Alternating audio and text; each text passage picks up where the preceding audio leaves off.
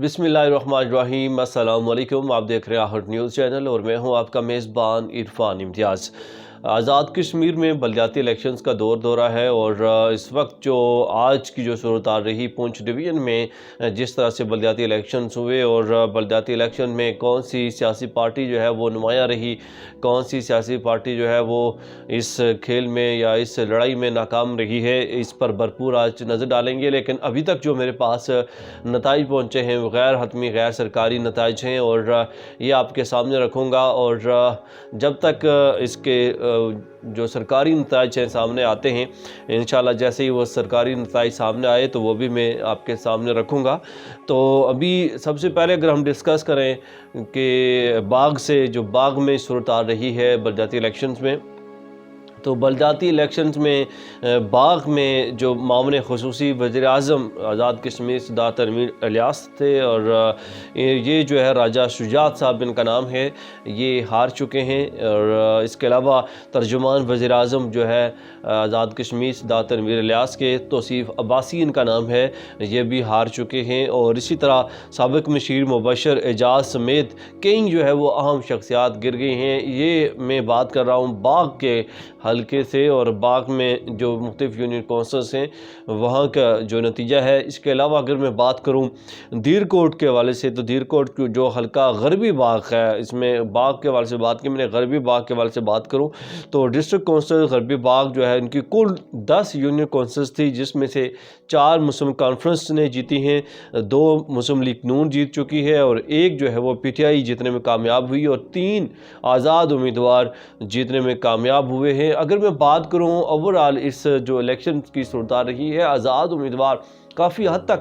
جیتے ہوئے دکھائی دیے، مختلف حلقہ جات تھے، مختلف یونین کونسلز سے آزاد امیدواروں کی بڑی تعداد ہے جو جیتنے میں کامیاب ہوئے۔ آگے بات کروں حلقہ ہجیرہ کے حوالے سے، تو کل 7 یونین کونسلز جو ہے جن میں سے 6 کے نتائج سامنے آئے ہیں، جس میں 3 نون لیگ جیتنے میں کامیاب ہوئی ہے، 2 سیٹیں پیپلز پارٹی جیتنے میں کامیاب ہوئی، اور ایک جو ہے وہ آزاد امیدوار۔ اور حلقہ ہجیرہ سے اس طرح سے پی ٹی آئی کی کوئی سیٹ ابھی تک سامنے نہیں آئی ہے۔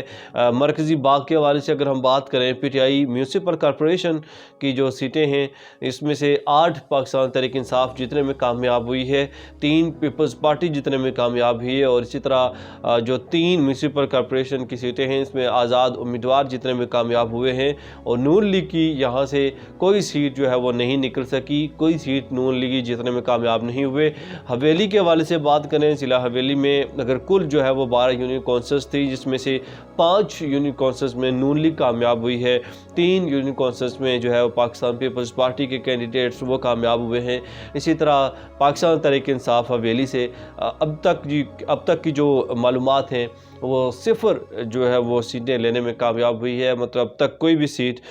لینے میں کامیاب نہیں ہو سکی۔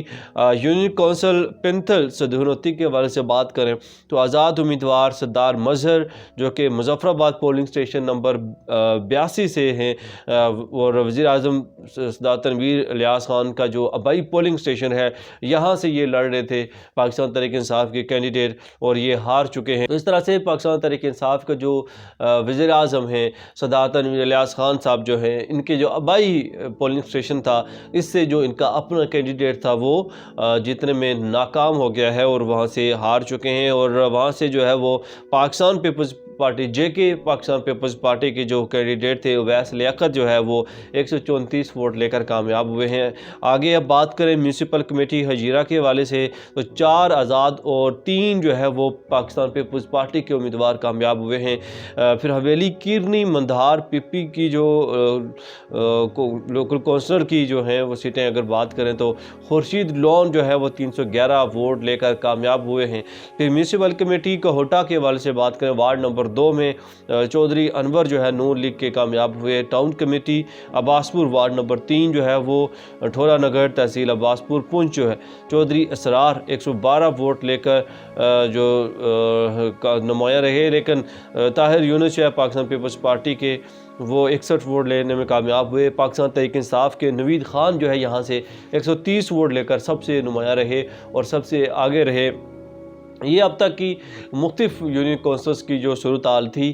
پونچھ ڈویژن کی، وہ میں نے آپ کے سامنے رکھی ہے، اور اس میں جو یاد رہے کہ جو نتائج ہیں اب تک کے یہ غیر حتمی اور غیر سرکاری نتائج ہیں جو میرے پاس پہنچے ہیں، اور انشاءاللہ اس میں جو سرکاری نتائج جیسے ہی پہنچتے ہیں میری بھرپور کوشش ہوگی کہ آپ تک سب سے پہلے پہنچا سکوں۔ اس کے ساتھ اپنے میزبان عرفان امتیاز کو دیجیے اجازت، اللہ نگہبان۔